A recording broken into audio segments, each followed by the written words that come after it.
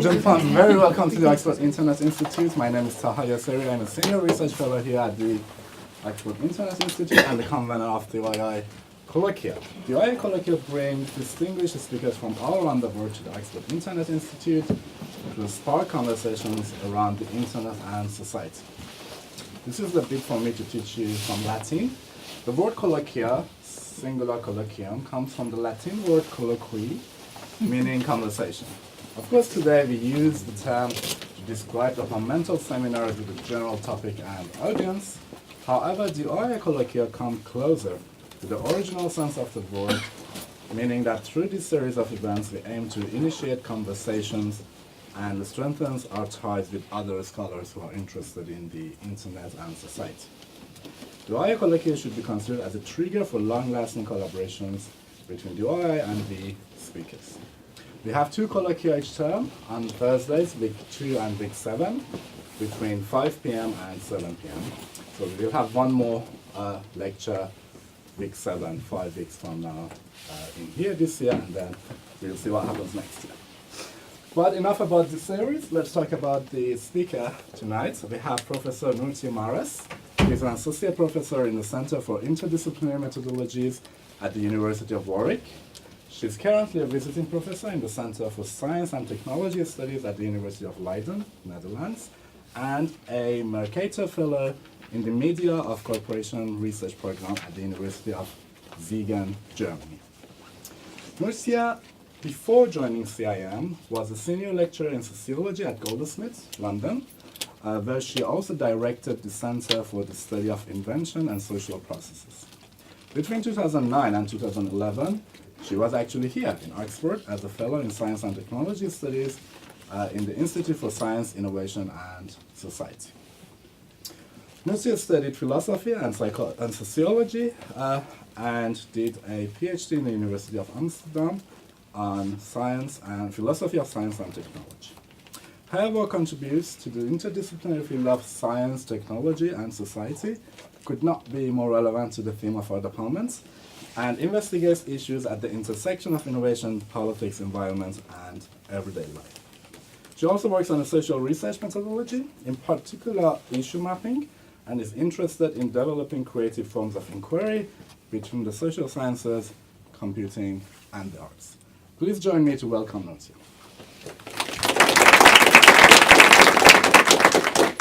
Yeah, thank you, Tao, for the introduction and the invitation.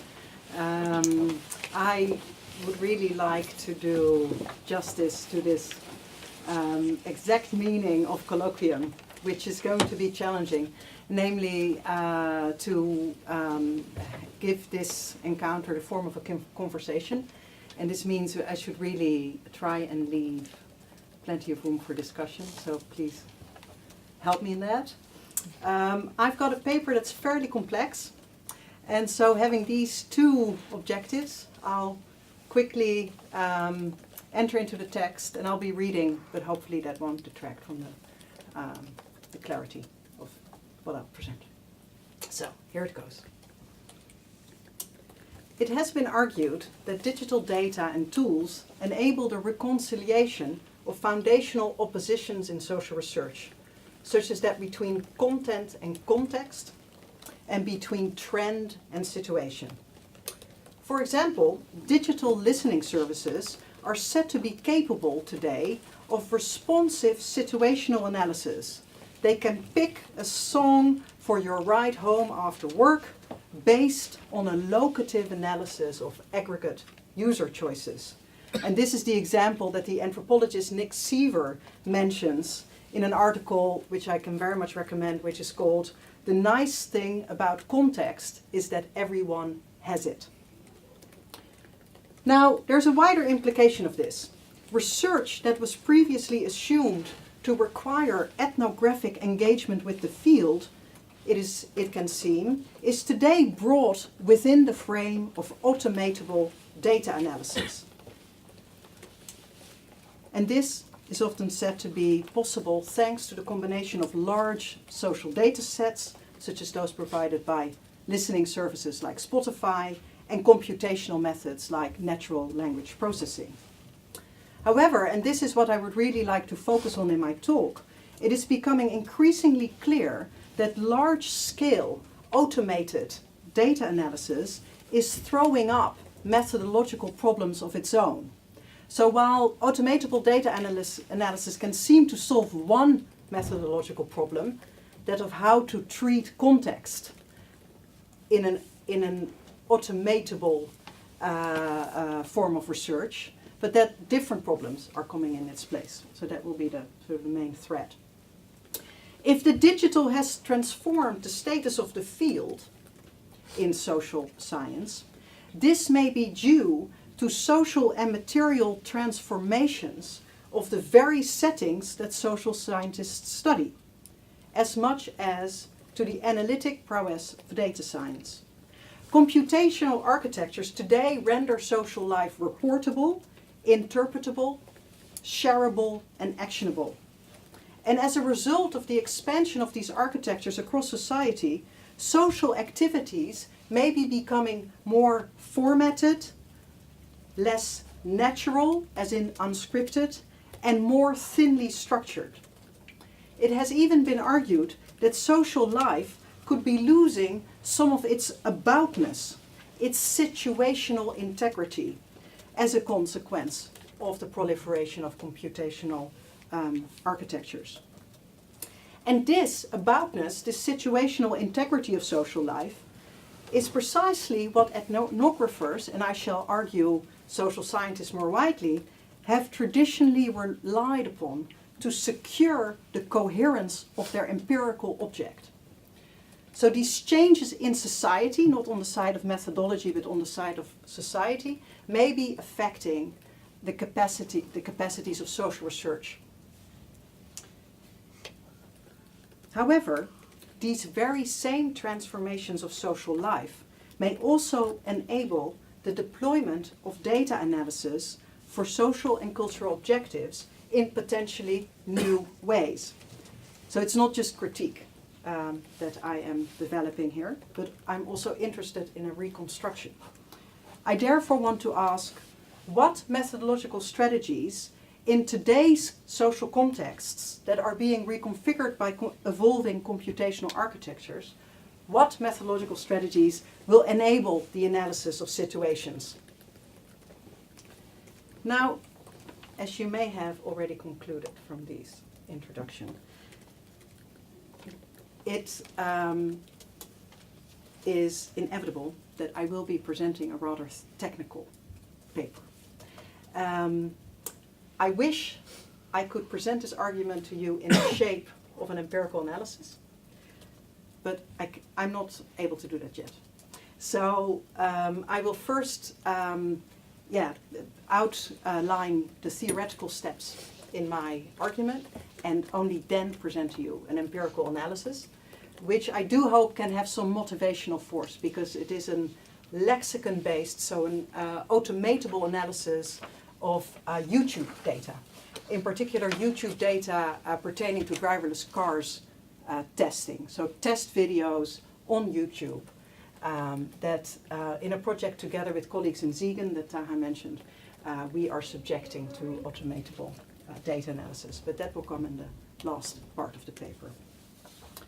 So first, I would like to define more clearly where exactly I believe computational social science has a problem with situations, and what we may be able to do about that. So it has become de rigueur, and perhaps even a cliché, to note in social science that the proliferation of digital platforms and the development of new computational tools have made it possible to inaugurate a new science of society. A key assumption that props up this thesis is the claim that social and cultural phenomena that were previously considered to be beyond the scope of formal analysis can today be brought within the remit of a predictive science. This expansion in the scope of social science and computational social science is often attributed to the capacity of social platforms to capture the contextual richness of social life. as Dong Nguyen, originally from Nieuwegein in the Netherlands, now a fellow in the Turing Institute, put it in her text as social and cultural data. She sums it up in the following way. Social platforms offer rich contextual data, such as social network information and other metadata, and they also offer the opportunity to study language use and human behavior in a multitude of social situations.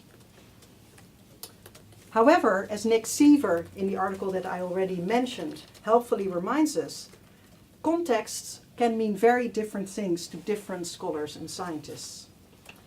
And it appears to me that at least some of the advances claimed for computational social science's newfound ability to handle context depend on the substitution of one type of context for another.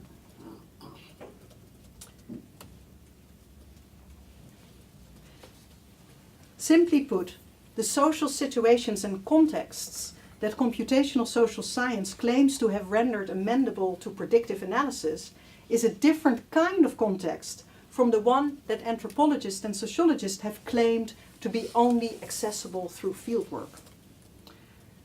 Take the use of topic modeling methodologies to conduct discourse analysis. Discourse analysis is traditionally defined as a qualitative method, which is essentially concerned with studying communication in context. For discourse analysts, meaning is generated and achieved in a specific context. However, it's recently being claimed that formal and automatable methods of topic modeling are well aligned with the purposes of discourse analysis. And here I quote from a forthcoming article by Thornburg. It explicitly models polysemy, the notion that words can obtain multiple meanings, and that this depends on the context that they are used in. So that this is what's being modeled in topic modeling. In fact, what topic modeling does can be summarized as tracing the multiplicity of contexts of every word in the corpus. Now, there are, I think, at least two different types of definitions and two different definitions of context referenced in this proposition. For discourse analysis, context refers to a situation beyond the textual. Context in topic modeling, context refers to co-text, to a combination of meta and source and co-data that all is either textual or can be translated into textual data. Now, it's not just that different approaches ascribe different meanings to context. Taking context into account also serves very different purposes. It serves different objectives in different approaches. And that may even be more important. So take Meeken's work on social and cultural data analysis. As she puts it, the objective for computational social analysis is to automatically infer social variables from text.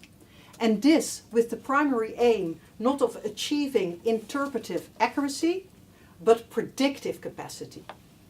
As she puts it, the aim is to predict social attributes like age and gender on the basis of linguistic analysis of social media. And this requires taking the situation into account because the enactment of attributes like age and gender on social media is always context specific. So doing a woman or doing an old person is a situationally circumscribed act. So using contextual information is the only way to improve predictive accuracy of gender classification based on text only. Now, Meeken's approach is informed by social linguistics, and as such it can be contrasted with a sociological approach to context and situation. And I couldn't resist quoting here Erwin Goffman, who in a classic but short text called The Neglected Situation criticizes the type of correlational definitions of the situation that one can also detect in Niggen's proposal. So he criticizes definitions of the situation that presented as merely the geometric intersection of actors making talk and actors bearing attributes.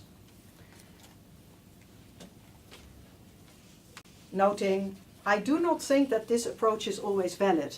Your social situation is not your country cousin, he wrote in 1964. And I think I'm a bit jealous of the type of sort of language he can use to develop his argument there.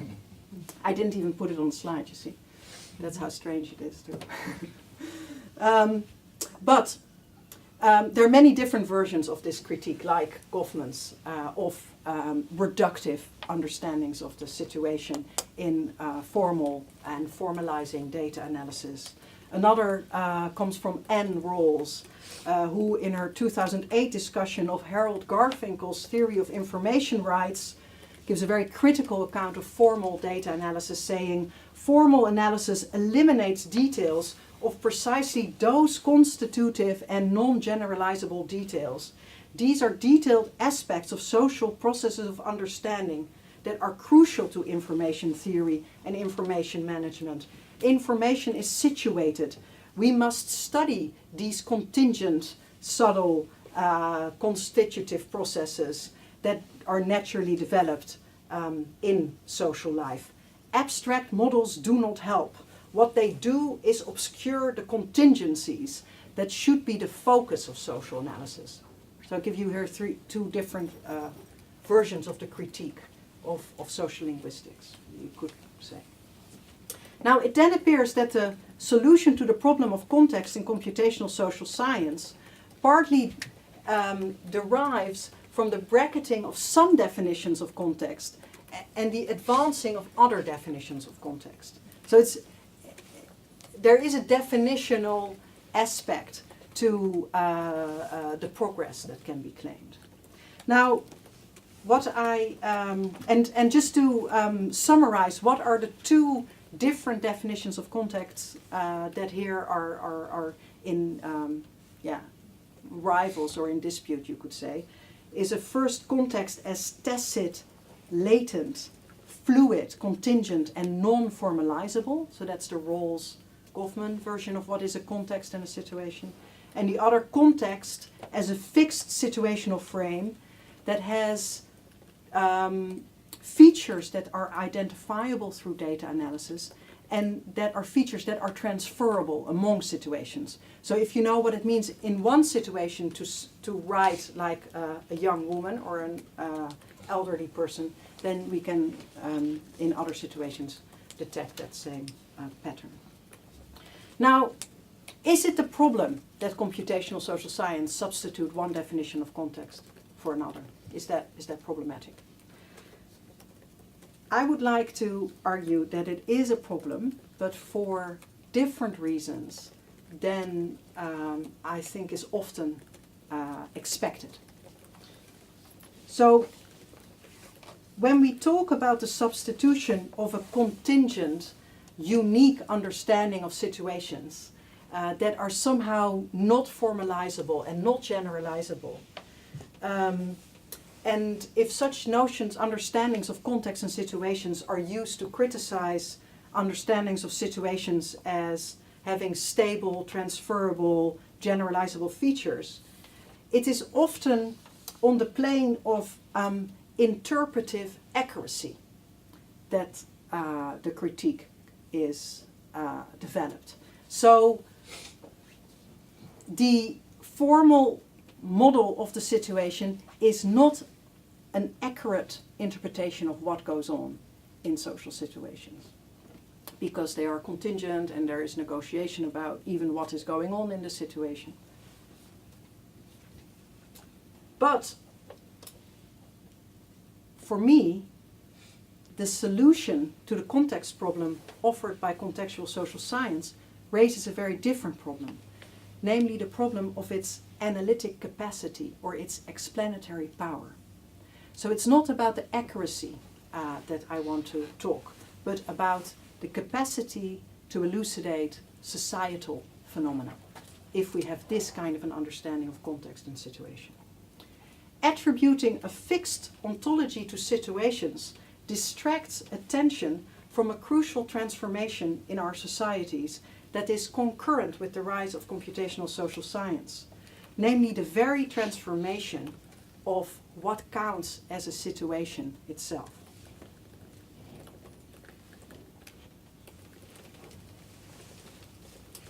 Now, the work of Karin Knorr-Cetina can, I think, be very helpful on this point. She has proposed that in a digital society, the very nature of situations is undergoing change. In her account, the proliferation of screen-based technologies are leading to a decreased importance of the face-to-face situation. Face-to-face situations, she argues, are and have been foundational for how we conceive of sociality. And the face-to-face has been fundamental to how we conceive of social phenomena like trust. Yet, these type of situations in a digital society are gradually being replaced by synthetic situations. Synthetic situations do not require being there in person, but they allow for participants and objects to be dispersed and still process things interactionally and collectively. Actors, human or non-human, be they persons or robots, don't need to be physically co-present. Instead, they must be response present. So an entity needs to be able to respond to another entity for them to come to participate in a shared situation. They do not have to be face-to-face. And as she notes, a synthetic situation is a composite.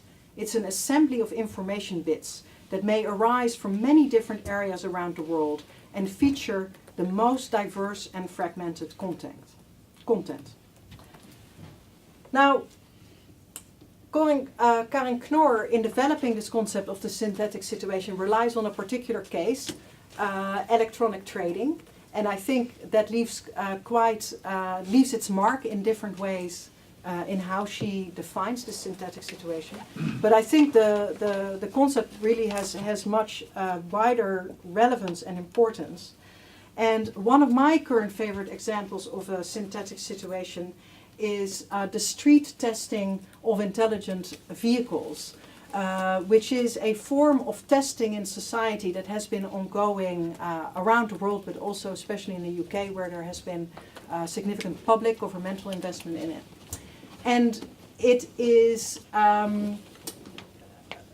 featured and featuring in a wide array of publicity materials, including YouTube videos, where we can find all manner of composites of the street tests. So there is dashboard camera recordings of street tests. There are translations back from a street test to a laboratory setting in the Urban Development Lab in Coventry, and I've been doing fieldwork in relation to these projects.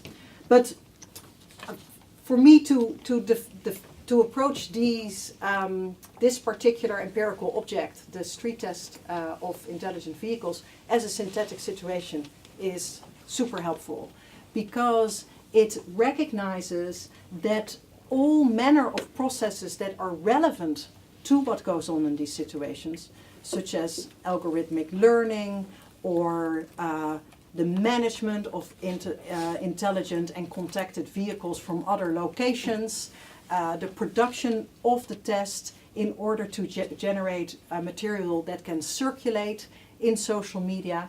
All these aspects of the social situation are only interpretable if we look beyond the immediate setting. And I will unpack and further develop this example soon. Now,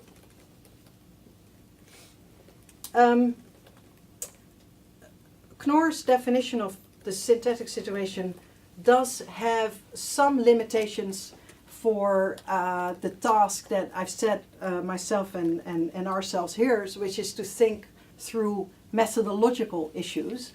But there are 2 points from her work on the synthetic situation that I want to draw out and flag here, which is the first point, that a type of situation that was once central and considered universal to social life, like the face-to-face, is changing. The fundamental features of social situations are themselves caught up in processes of digital transformations. And second, that Karen Knorr notes that situational integrity is much harder to achieve in a mediatized setting than in the face-to-face. So she notes mutually coordinated action and perception is much harder to attain. The result of configuring synthetic situation is much more likely to be a muddle, a disorderly interactional arrangement that struggles with problems of differential access, orientation, and perspective. Now, if Knorr-Cettina's argument is pointing to an important transformation of our societies, which I think it does, this spells a methodological problem for attempts to fold the situation into formal data analysis. Because if a social situation defined in terms of roles and conventions that find their anchor in the face-to-face, if that type of situation is the one referenced in the computational models that are provide the analytic guidance in automated data analysis, then the analytic and empirical scope of that science will be very limited. There will be key transformations in our societies that will be beyond the scope of that science and perhaps indeed remain bracketed and ignored because of those methodological commitments of computational social science. And this gets us into subtle and difficult territory because, of course, there is great awareness of all the machinic effects and distributed patterns of action as they are expressed in social media data. But the key difference is that in pursuing a synthetic understanding of a situation, we recognize that that kind of muddle, the noise and the misunderstandings and the uncertainty of what's going on in the situation, that this is not a limit on our ability to know that situation. It is constitutive of that situation. So that's, I think, the important shift. So then you say aboutness is not as a matter of course accomplished in social data. We may be watching a video about intelligent vehicles being tested in the streets of Coventry, but really what we are analyzing is an attempt to demonstrate the viability of an innovation strategy. So Knorr's synthetic situation then raises a methodological challenge, or can be approached as a methodological challenge for computational social science. How do we analyze situations given their ongoing recomposition? Now, we're moving into the empirical part of my talk, and I've got 3 pages. Am I going to work through those? Yeah. Yeah? Okay, that's good. So the proposal that I bring to the discussion, also in the name of having a constructive proposition to feed into the discussion, is that one way of dealing with this challenge could be to treat the situation as a unit of an empiricist data analysis. And I will describe briefly what I mean with an empiricist approach to automatable data analysis, and then show you an example of that. In advocating an empiricist data analysis, I follow Adele Clark and her situational analysis, which outlines what she calls a compositionist way of analyzing social situation. The aim of analysis is, through an iterative interrogation of data, to specify which entities of varying scale and composition make a difference in a situation. So one can translate this in saying that model construction is an objective in situational analysis, but this model needs to be qualified and construed for a specific situation of which we cannot take the ontology for granted. So it is composed of varying and heterogeneous entities of different scales. Clark's approach has distinctive importances for the study of computationally inflected settings for the following reasons. First, her situational analysis explicitly recognizes the heterogeneous composition of a social technical situation, so we cannot decide beforehand what are the relevant entities and attributes that matter to the situation. So for instance, age and gender may matter, they may not. Second, her approach is able to recognize the generative capacities of a situation, because situations have been valued in sociology and related disciplines for their ability to explicate all manner of aspects of social life that weren't explicit beforehand. So when one says, Houston, we have a situation, what is established is that there's stuff going on, stuff happening here, of which we do not yet know the contours. And so in situational analysis of Clark's style and taste, in not predefining the entities that compose the situation, one can make useful for analysis that potential of the situation to explicate social life. Finally, situational analysis proposes an iterative approach to data analysis. In Clark's case, she produces these kind of maps for specific cases, and the construction of these maps is always an iterative process. So it's always through an interrogation of ethnographic materials that one can come to qualify the situation or the context. So it's through the iterative work of figuring out what is the situations, what are its relevant features is the key bit in this empiricist approach. Now, how to translate this into automatable data analysis for those who are interested in working with social media and other platform data.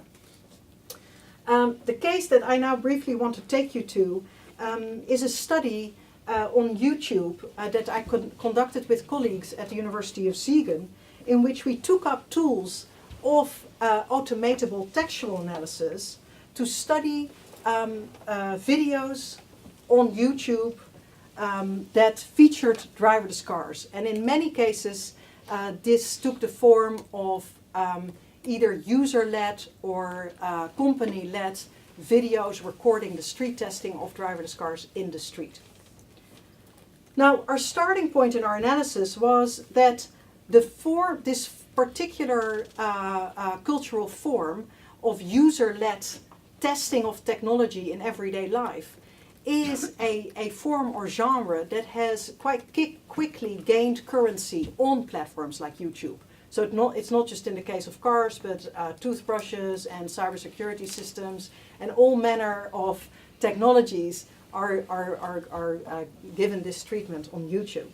And in this study, we wanted to establish whether these videos could be said to enable the testing of technology in society in a serious manner. So is there accountability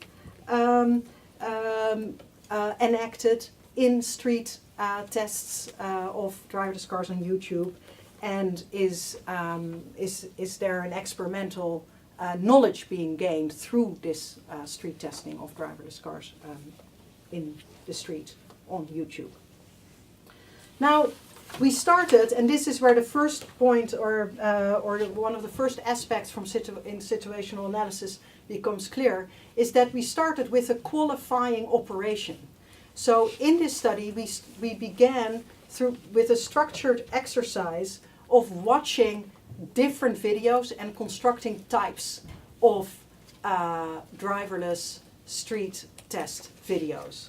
So there were company tests, including by Jaguar Land Rover, where you have fairly professionally produced demonstrations of innovative technology. There is haphazard recordings by outsiders of street trials that are ongoing, with often the narration displaying very little knowledge of what's going on. So what's going on here is the question that comes up a lot. And the third category is self-testing, where it is usually car owners, Tesla or Volvo emergency braking equipped cars, who are running their own amateur tests of the vehicles of which they are proud owners, filming this using dashboard cameras or smartphone cameras.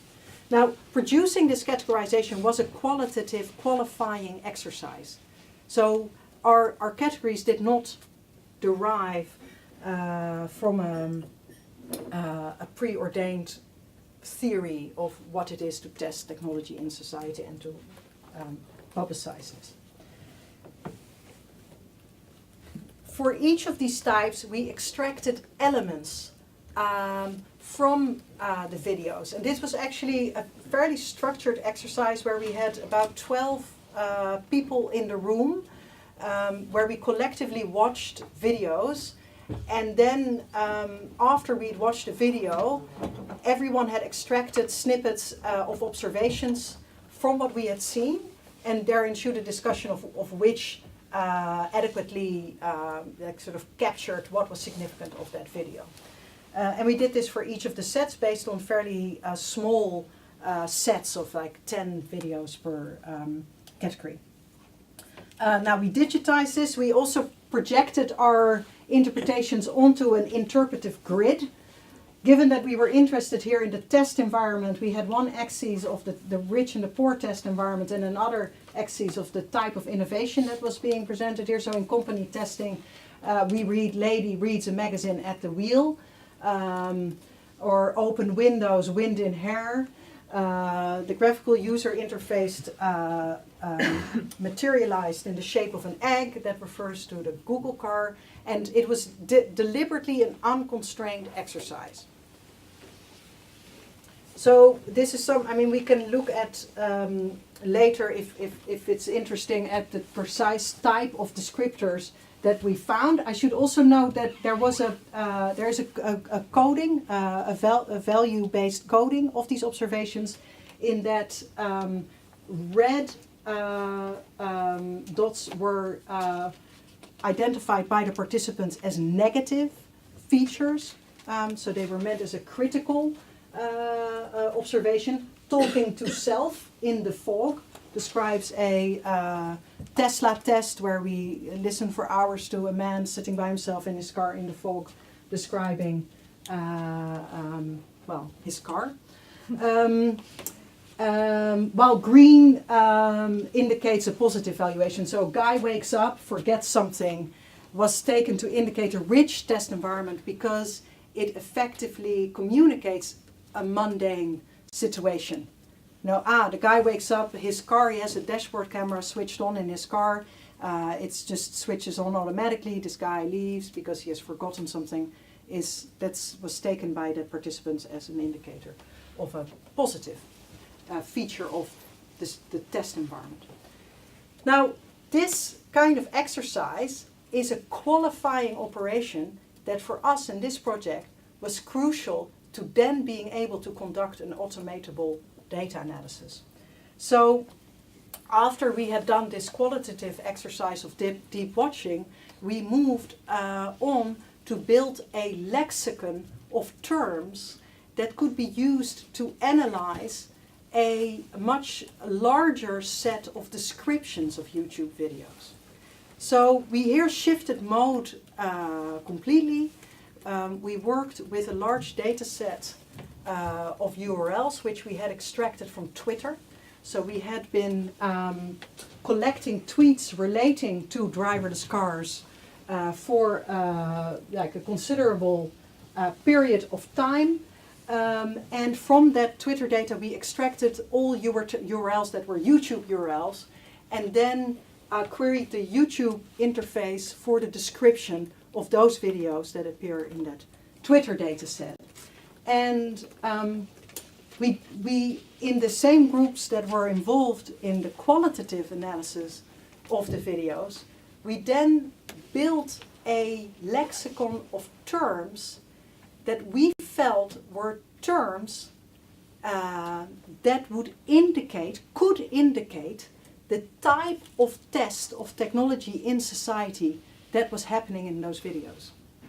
So lexicon-based methods are fairly, I mean, they're a common standard technique in computational data analysis, but here we took up such a technique in a qualitative manner. So we took our qualifying operations from our watching exercise and draw on that knowledge in the development of this lexicon. Now, this lexicon consisted of two meta-categories.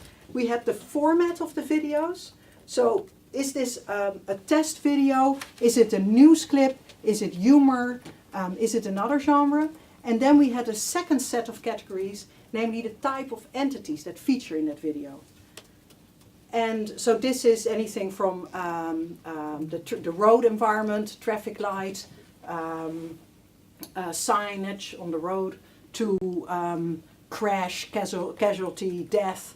I mean, these very different types of entities that feature in the video. And then we built this lexicon again in a fairly structured manner, working as a group, only allowing a word on to populate our grid if there was a degree of agreement.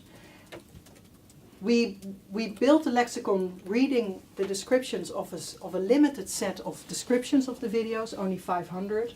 But then once we have the lexicon, we were able to run our lexicon on the size, on the total data set of, in this case, around 4,000 videos to establish whether those categories that we had defined, whether they obtained for those videos and how they obtained. Now here you see an outcome of this.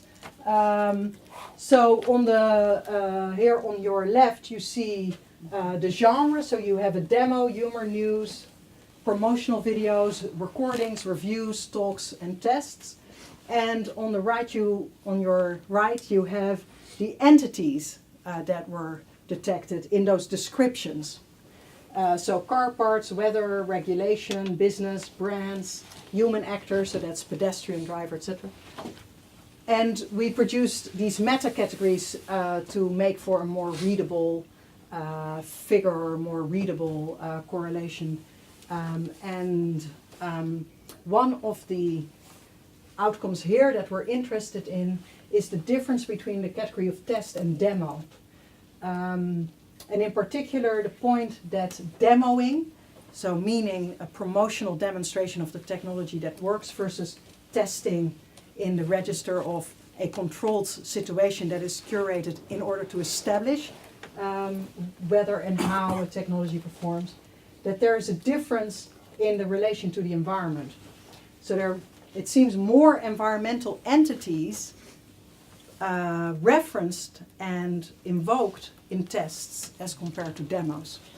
And so the hypothesis that we're working with is, can we find here, could we say we have found that the test has a greater capacity to situate technology in society where YouTube is concerned as compared to the demo. But of course this finding depends very much on which terms obtain, how effective our lexicon was in really picking up a good range of vocabulary in our descriptions. So it's a provisional finding, and I can say more about that. But I should just very briefly conclude now, right? Yeah. So what in this unfinished study are we attempting? One of the things we're attempting to do is we're attempting to make a move from situational analysis to situational analytics. So our aim is to indeed situate the phenomenon under study. To do this with the inclusion of automatable techniques of data analysis in our repertoire. And one of the implications is that for us to situate is not to go back to a pre-existing situation. So it's explicitly not situated analysis that we're attempting. Instead, to situate is an iterative operation of qualifying and requalifying an empirical object in a way that does not replace, but offers a way to extend and curate online data analysis. Our aim then is to resituate our phenomenon, but also possibly resituate online data analysis on many levels. So the level of the video, the level of the analysis, and I think I should own up to the fact that we're also situating things on the level of theory in this work. So what then does it mean? What are we pursuing in attempting this move? And again, this work is not finished. We are attempting to locate methodologically social life in a synthetic situation, to affirm the artificial quality of the situation, and also in some cases of the entities and the action formats that come into play in the enactment of the situation. To explicitly recognize that the aboutness of social life may be thrown in jeopardy in computationally inflected settings. So we do not know if a situation obtains in the case of driverless car testing on the street on YouTube. This is in part what we are seeking to establish. Secondly, the second point is that we are using an empiricist, and more precisely to say a compositionist methodology to explicate what are the varying and heterogeneous entities that compose the situation. And also, what are the different frames that at a given moment are made relevant to enacting the situation, and that may also be mutually exclusive.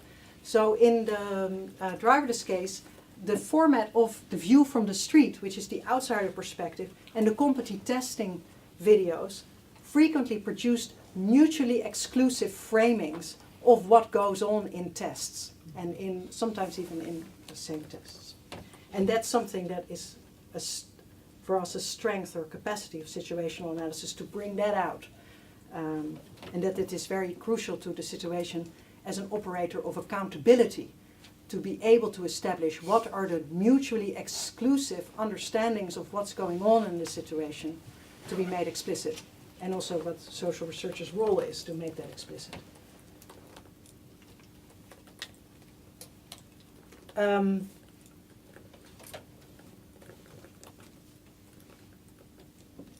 I hope it's clear that what we're that in insisting on this not quite qualitative but qualifying approach to situational analysis, we're not rejecting data analysis, But what we are rejecting is a tendency to naturalize the social situation, to define it in terms of fixed roles that rely on the face-to-face.